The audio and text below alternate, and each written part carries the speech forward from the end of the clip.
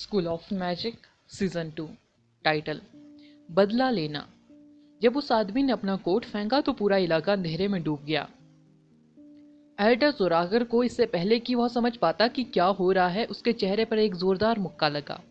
मुक्का बिल्कुल सटीक था। यह बूढ़े आदमी के कुछ दांत उखाड़ने के लिए काफी था, लेकिन उसे कोई गंभीर चोट नहीं लगी।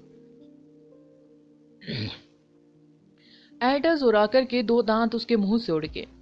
जोराकर पूरी तरह से गुस्सा था, उसका और आसमान छू रहा था, लेकिन बोला के अनोखे आवरण से अंधेरे में उसका मैजिक कम से कम 30% कमजोर हो चुका था। वह अंधेरे में बोला को ढूंढने के लिए संघर्ष कर रहा था। वह सभी दिशाओं में बेतहाशा अपने स्पिलों को चलाता रहा, फिर भी केवल अपना ही स्थान उजागर कर रहा था। बोला अपना समय ले रहा था। वह एक धैर्यवान हंटर की तरह था जो अपने शिकार को देख रहा था, जो अपनी दृष्टि खोने के बाद जाल के अंदर बेतहाशा व्यवहार कर रहा था। वह तब अटैक करता जब शिकार पूरी तरह थक जाता। पिशाच ने अपनी अति सुंदर लाल जूतों से एल्डर जोराकर के चेहरे पर जोरदार लात मारी।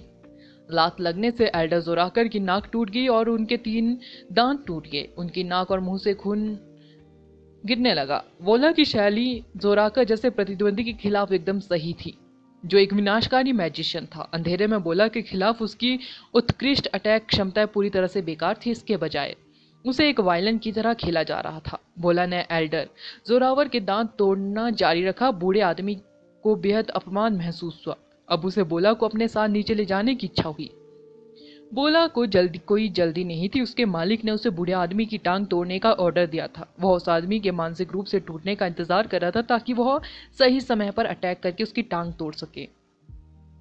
बूढ़े आदमी का चेहरा एक ऐसे नौकर जैसा था जो सिर्फ नामी गिरामी कबीलों की चापलूसी करना जानते थे। उसने लोगों को परेशान करने के लिए अपनी शक्तियों का स्पष्ट रूप से दुरुपयोग किया था। वह निश्चित रूप से उसके लिए सही था। प्रसिद्ध कुलो और मैजिक एसोसिएशन के लोगों में तब घबराहट फैल गई जब उन्होंने देखा कि बोला एल्डर जोरावर की बुरी तरह पिटाई कर रहा था। जब डोंगहाई मैजिक एसोसिएशन के एक बुजुर्ग को बुरी तरह पीटा जा रहा था तो किसी ने भी बीच बचाव करने की हिम्मत नहीं की। क्या वे उसे तब तक पीटते रहेंगे जब तक वह मर ना जाए? आदर्श भूल जाओ, नंदिनी ने कहा। स्थिति को और जटिल बनाना अनावश्यक था। अधिराज को मरना ही था, लेकिन अगर वे मैजिक एसोसिएशन के एक एल्डर को भी मार देते तो एक काउंसिलमैन भी आदर्श की ओर से बोलने में सक्षम नहीं होता। पिटाई के बाद जोराकर का रवैया पूरी तरह से उतर गया। बोला ने बूढ़े व्यक्ति को बुरी तरह पीट के हुए कुत्ते में बदल दिया। बाकी प्रसिद्ध कबीले जो तटस्थ थे उन्हें राहत मिली कि उन्होंने अधिराज और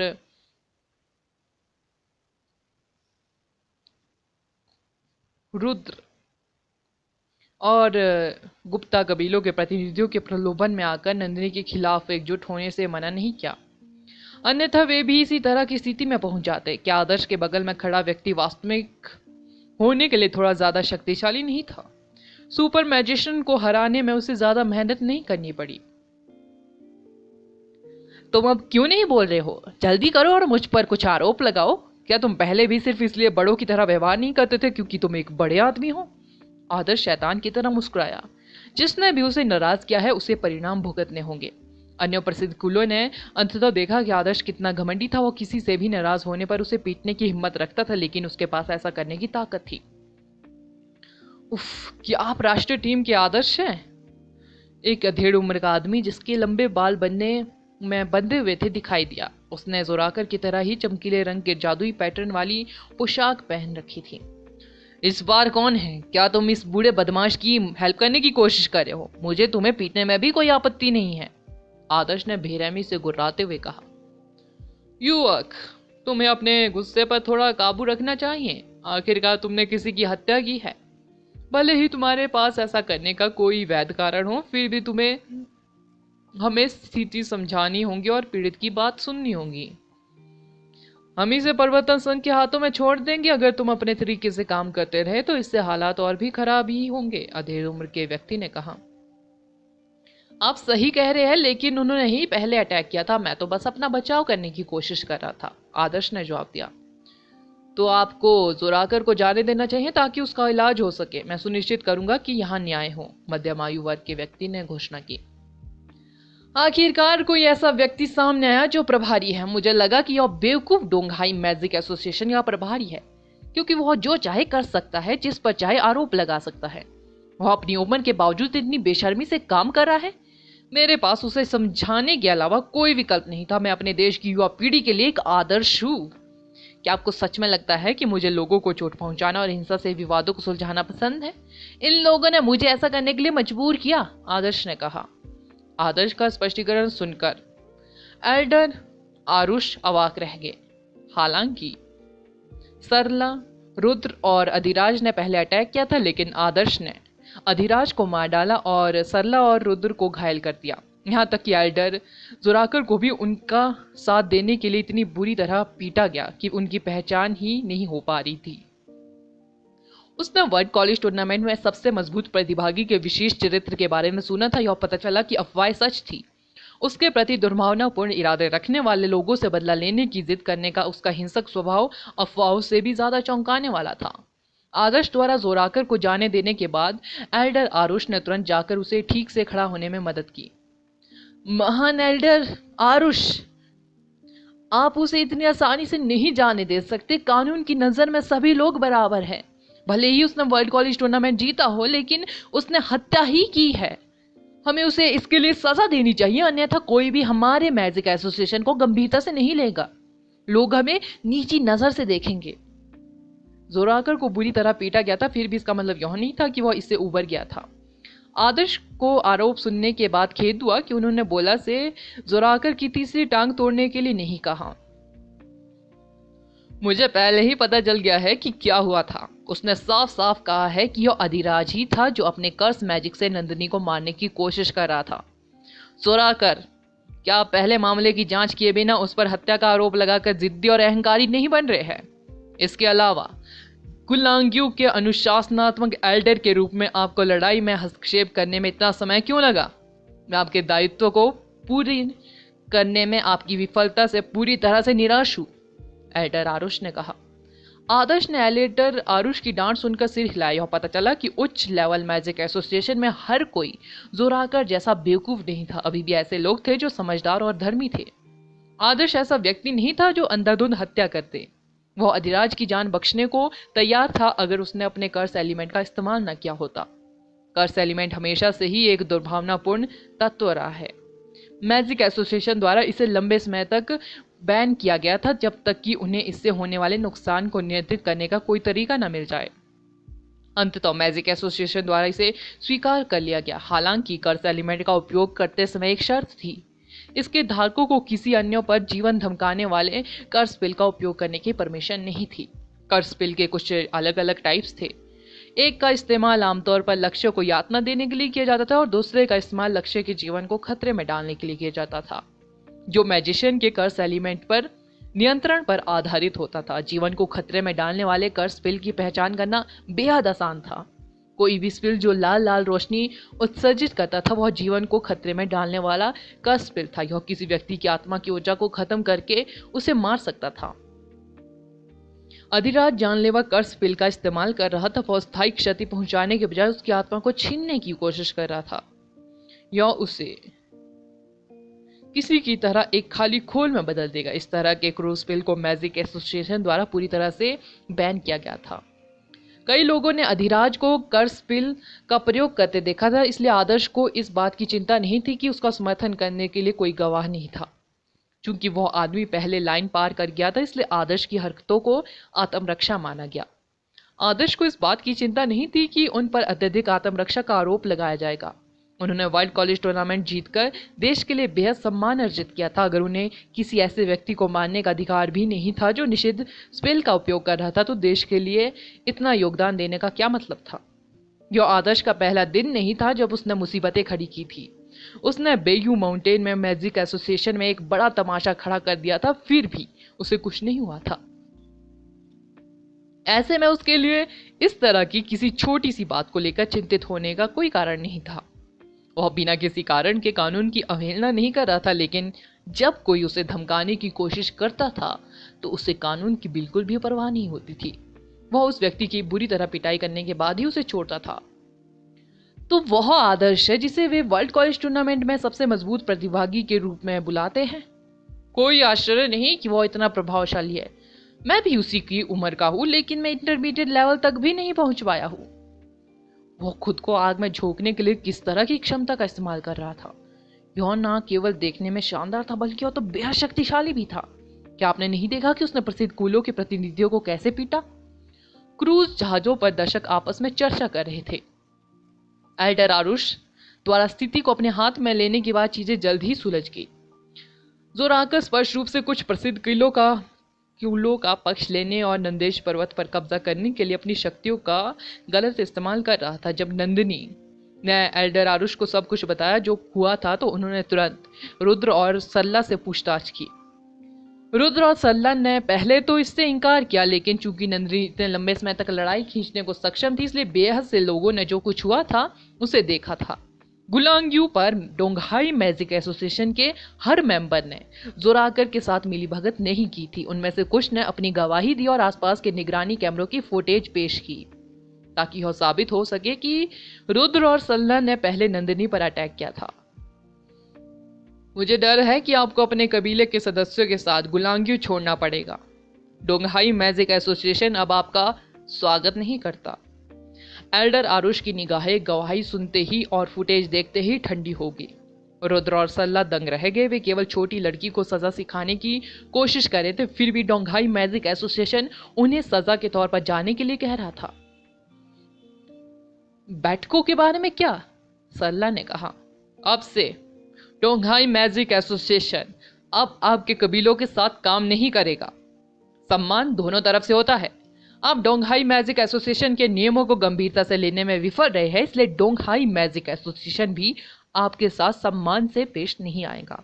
हम आपके कबीलों के साथ साझा किए जाने वाले अयस्क शीराओं, खनिज शीराओं और क्रिस्टल शीराओं को पुनः प्राप्त करेंगे। इसके बजाय हम कुछ अन्य कबीलों के साथ काम करेंगे। एल्डर आरुष ने घोषणा की। School of magic next episode title जबरन वसूली। एल्डर आरुष कृपया इसके बारे में 2 बार सोचे। हमारा खत्री कबीला डोंगहाई मैजिक एसोसिएशन को जो लाभ पहुंचा रहा है वह उनके जैसे छोटे कबीले द्वारा आपको दिए जाने वाले लाभ से बेहद अधिक है।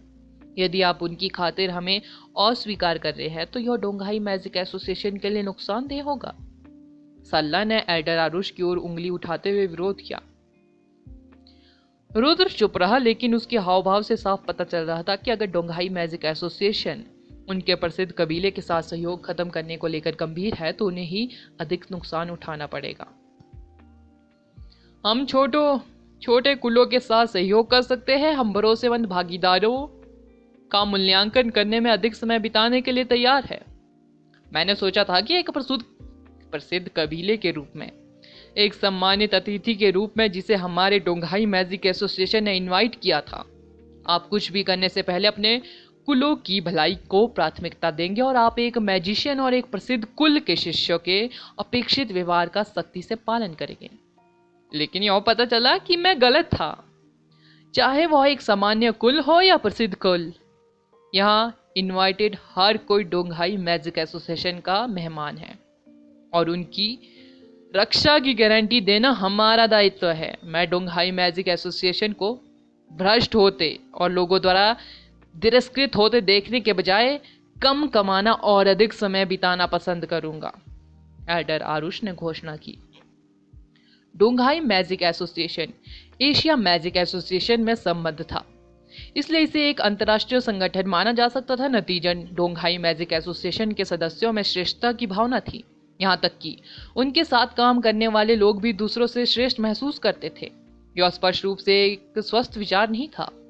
यह डोंगहाई मैजिक एसोसिएशन को विनाश की ओर ले जाएगा। यहाँ तक कि अगर यह डोंगहाई मैजिक एसोसिएशन के क्षेत्र में सिर्फ एक ट्रेनर का मामला होता तो यह हमारे नाम को बेहद शर्मसार करता। नंदिनी की तो बात ही छोड़िए, जिसने राष्ट्रीय टीम के प्रतिनिधि के रूप में हमारे देश के लिए एक महान कार्य किया है। एल्डर आरुष के शब्द बिल्कुल वही थे जिनका छोटे कबीले सुनने के लिए इंतजार कर रहे थे।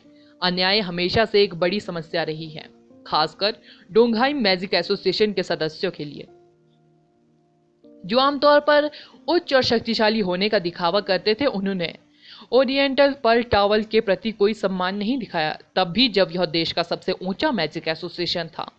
छोटे कबीले केवल चुप रह सकते थे और दुर्व्यवहार को सहन कर सकते थे। अंत में एक आधिकारिक महान बुजुर्ग आगे आकर उनकी ओर से बोलने के लिए तैयार हो गया और उन लोगों की निंदा की जो अपनी शक्तियों का दुरुपयोग करते रहे। वे उससे सहमत कैसे नहीं हो सकते थे। तुम्हें इसका पछतावा होगा। एल्डर आरुष को मिल रहे समर्थन को सुनकर सरला का चेहरा लाल हो गया। ये शब्द कहने के बाद वह तुरंत चली गई। महान एल्डर आरुष, मैंने जो किया उसके लिए मैं वास्तव में खेद व्यक्त करता हूं। मैं अधिराज के एक तरफा बयान से गुमराह हो गया था। मुझे लगा कि नंदिनी सिंह कबीले के प्रति कृतघ्न है, इसलिए मैंने उसे अपनी मदद की पेशकश की। अग्रवाल कबीला सजा स्वीकार करने को तैयार है, लेकिन मुझे उम्मीद है कि महान एल्डर आरुष हमें एक और मौका दे सकते हैं। अग्रवाल कबीला अपने नुकसान की भरपाई के लिए नंदेश पर्वत को युगों की चट्टान देने को तैयार है। रुद्र ने एल्डर आरुष से ईमानदारी से कहा। भाई तुम क्या कर रहे हो? तुम ऐसा नहीं कर सकते। ऐसा कैसे कर सकते हो तुम? रुद्री ने तुरंत अस्वीकृति में अपना सिर हिलाया। युगों की चट्टान ने हमेशा अग्रवाल कबीले को अच्छा मुनाफा दिलाया था। उसमें बेहद संभावनाएं थी कि, लेकिन रुद्र ने इसे नंदिनी के नंदेश पर्वत को देने की पेशकश की थी। रुद्री को लगा कि वह पागल होने वाली है। चुप रहो। रुद्र ने रुद्री को घूर कर देखा। क्या अग्रवाल कबीले के सभी लोग पाखंडी हैं? आदर्श ने मजाक उड़ाया। रुद्र ने सहजता से कहा, हम ईमानदारी से सुधार करने की कोशिश कर रहे हैं। एल्डर आरुष को ऐसी परिस्थितियों का अनुभव था। उन्होंने ये शब्द मैजिक एसोसिएशन के प्रसिद्ध कुलों से संबंध तोड़ने के लिए नहीं कहे थे। वह तो बस प्रसिद्ध कुलों को याद दिला रहे थे कि वे अपने कामों के प्रति अलर्ट रहे और दूसरों का अनादर करना बंद करें। उन्होंने नंदिनी की ओर देखा और कहा, डोंगहाई मैजिक एसोसिएशन भी गलत है। हम तो जो नियम तय कर चुके हैं उन्हें बदल नहीं सकते, और यही बात हमारे हर फैसले पर भी लागू होती है। लेकिन अगर इसमें शामिल व्यक्ति नंदेश पर्वत का नंदिनी आपकी माफी स्वीकार करने को तैयार है, तो हम इस बात से बेहद खुश होंगे कि आप इस तरह से विवाद सुलझाएंगे। किसी को तुमने अभी अभी पीटा हुआ कैंडी दिया है, मैं ऐसा नहीं करूंगा। आदर्श ने स्पष्ट रूप से अग्रवाल कबीले की माफी स्वीकार नहीं की। उसने पहले ही रुद्री और रुद्र को गुलांगियों छोड़ने के बाद रोकने और उनकी पिटाई करने का फैसला कर लिया था। जरूर हम इसे स्वीकार करते हैं। नंदेश पर्वत युगों की चट्टान पर कब्जा करेगा। नंदिनी ने तुरंत उनका प्रस्ताव स्वीकार कर लिया। आदर्श की बात पूरी होने से पहले ही नंदिनी ने सिर हिला दिया। इससे आदर्श काफी असहज स्थिति में आ गया। नंदू, इसे मेरे तरीके से करना बेहतर है। आदर्श फुसफुसाया। नंदिनी ने अपना सिर हिलाया और कहा, नंदेश पर्वत को युगों की चट्टान की जरूरत है। अपनी निराशा को बाहर निकालने के आपके निरर्थक तरीके की तुलना में युगों की चट्टान का दावा करना अधिक मूल्यवान है। लेकिन आदर्श अभी भी परिणाम से खुश नहीं था। चिंता मत करो, मैं अभी भी ठीक हूं ना, है ना? तुम्हारा शुक्रिया। नंदिनी ने आदर्श की तरफ मुस्कुराते हुए कहा। उसकी आकर्षक आंखें अब उसके लिए उतनी ठंडी और भावहीन नहीं थी। उनका आकर्षण सामान्य से 10 गुना ज्यादा था। जिस लाइटनिंग की एक चिंगारी निकली जिसने आदर्श के दिल की धड़कने को झुलसा कर रख दिया। मेरी गर्लफ्रेंड जो भी कहे। आदर्श ने इसके खिलाफ सलाह देना बंद कर दिया। आदर्श एक बेशरम आदमी था और उसने जानबूझकर ये शब्द जोर से कहे। कोई भी आसानी से कल्पना कर सकता है कि कुत्ते के खाने की इतनी बड़ी बोरी खिलाए जाने के बाद आसपास के लोगों को कितना बुरा लग रहा होगा। तो फिर तय हो गया। खत्री कबीला बाकी की बैठक में शामिल नहीं होगा। उन्हें आज से वार्षिक बैठक में इनवाइट नहीं किया जाएगा। अग्रवाल कबीले ने स्थिति को गलत समझा है और इसके लिए क्षतिपूर्ति करने को तैयार है। इस साल संसाधनों में उनकी कोई भूमिका नहीं है, लेकिन वे अगले साल भी हमारे सम्माननीय मेहमान होंगे। एल्डर आरुष ने कहा। अरे एक मिनट रुको बूढ़े आदमी, तुमने स्थिति को अपने हाथ में ले लिया है और उन पर दोष मर दिया है, लेकिन इसके लिए तुम्हारा मैजिक एसोसिएशन भी जिम्मेदार है। तुम तब भी नहीं आए जब लड़ाई के दौरान द्वीप लगभग डूब गया था। अग्रवाल कबीला समझौता करने और माफी मांगने को तैयार है, क्योंकि वे तुम्हारे साथ अपने रिश्ते को खत्म नहीं करना चाहते हैं। लेकिन तुम्हारे डोंगहाई मैजिक एसोसिएशन ने वास्तव में कुछ नहीं किया है। तुम्हें लगता है कि तुम हमसे कुछ अच्छे वाक्य कहकर इसे खत्म कर सकते हो? आदर्श ने गुस्से से कहा। एल्डर आरुष चौंक गए और मन ही मन कहा उठे, कितना चालाक है वह, मेरी चाल को समझ गया। उसने खत्री कबीले को दंडित किया था और अग्रवाल कबीले को समझौता करने और नुकसान की भरपाई करने के लिए मजबूर किया था। ऐसा लग रहा था कि डोंगहाई मैजिक एसोसिएशन सतह पर सुधार कर रहा था, फिर भी उन्होंने वास्तव में कुछ भी नहीं छोड़ा था। खत्री कबीले को भगाना जरूरी नहीं कि उनके लिए नुकसानदेह था। उन्होंने इसे पूरी तरह से अंजाम दिया था, फिर भी आदर्श ने इसे तब बर्बाद कर दिया जब वह भीड़ को आउट करने वाले थे। क्या आपको हमारे नुकसान की भरपाई भी नहीं करनी चाहिए? समुद्र तट के किनारे के शहरों के प्रभारी प्रतिष्ठित डोंगहाई मैजिक एसोसिएशन के रूप में, एक अंतरराष्ट्रीय संगठन के रूप में मेरा मानना है कि आप हमें अग्रवाल कबीले से ज्यादा देंगे, है ना? अच्छा। डर आरुष ने खुद को अजीब स्थिति में पाया। उनकी चाल हर बार पहले भी काम कर चुकी थी। वह उनकी प्रतिष्ठा सुधारने, डोंगहाई मैजिक एसोसिएशन का नाम सुधारने, प्रसिद्ध कुलों की चेतावनी देने और एक मूर्ख साथी से छुटकारा पाने में कामयाब रहे थे। अचानक उनकी योजना बुरी तरह विफल कैसे होगी? नंदिनी ने आदर्श की कमर पर चुटकी काटी, क्योंकि वह जबरन वसूली के जरिए ज्यादा फायदे मांगने की कोशिश कर रहा था। उसे अचानक लगा कि मैजिशियन बनना उसके लिए बेहद बेकार है। उसे इसके बजाय एक बेईमान व्यापारी बन जाना चाहिए था। मैं बस आपके लिए कुछ चेहरे के मास्क खरीदने के लिए अधिक पैसे कमाने की कोशिश कर रहा हूँ। अपनी चोटों को देखो, आदर्श ने धीरे से कहा। शुरू में आप खंडित क्रिस्टल नस का बड़ा हिस्सा नहीं पा सकेंगे, क्योंकि आपके पास पहले से ही इसका एक हिस्सा है, लेकिन हम आपको वह हिस्सा देंगे जो पहले खत्री कबीले को दिया जा रहा था। यदि आप इसे बुद्धिमानी से प्रबंधित करने में सक्षम है तो मुझे विश्वास है कि भविष्य में हमारे पास एक साथ काम करने के अधिक अवसर होंगे। आप क्या सोचते हैं? एल्डर आरुष ने कहा। लेकिन वह खत्री कबीले से है, डोंगहाई मैजिक एसोसिएशन से नहीं, आदर्श ने लगातार कहा। एल्डर आरुष के चेहरे पर उदासी छा गई। उसने पहले कभी इतना बेशरम युवक नहीं देखा। यह ठीक है, हम खत्री कबीले के इस हिस्से का ख्याल रखेंगे, इसे हमारे ऊपर छोड़ दो। नंदिनी ने जल्दी से दोनों के बीच हस्तक्षेप किया। उसे लगा कि आदर्श अपनी सीमा लांघ रहा है। तो ठीक है। एल्डर आरुष ने सिर हिलाया। उसे डर था कि आदर्श उसे फिर से काट लेगा। आदर्श को यह भी पता था कि डोंगहाई मैजिक एसोसिएशन के लिए कुछ छोड़ना कितना मुश्किल था। हालांकि वह खत्री कबीले के हिस्से का फ्रैगमेंटेड क्रिस्टल वैन लेने के लिए तैयार था, भले ही उसे पता नहीं था कि यह वास्तव में क्या है। बाकी प्रक्रियाएं सीधी थी। अग्रवाल कबीले ने जल्द ही युगों की चट्टान का स्वामित्व नंदेश पर्वत को ट्रांसफर कर दिया। इस बीच नंदेश पर्वत भी खंडित क्रिस्टल नस के निष्कर्षण का प्रबंधन करने वाले समूह का हिस्सा था। इसके अलावा खत्री कबीले के पास शुरू में जो हिस्सा था वो काफी बड़ा था, क्योंकि राठौर कबीले और कपूर कबीले के पास यह थी। क्या लिटिल फ्लेम मेले का विकास हुआ? हाँ, वह किशोरावस्था में है। उसकी ताकत एडवांसिंग पीरियड में कमांडर लेवल के प्राणी के बराबर है, लेकिन अब एक बेहद बड़ी समस्या है, आदर्श ने उसे बताया, अपने हाथों को अपने सिर के पीछे रखते हुए। उसे नंदिनी के साथ घूमने जाना अच्छा लगता था, भले ही वह महिला एक हाथ की दूरी पर थी। फिर भी वे प्रेमी जोड़े की तरह अतरंग नहीं थे, लेकिन अस्पष्ट भावना विशेष और आरामदायक थी। यह वैसा ही था जैसा वे तब थे जब वे बच्चे थे।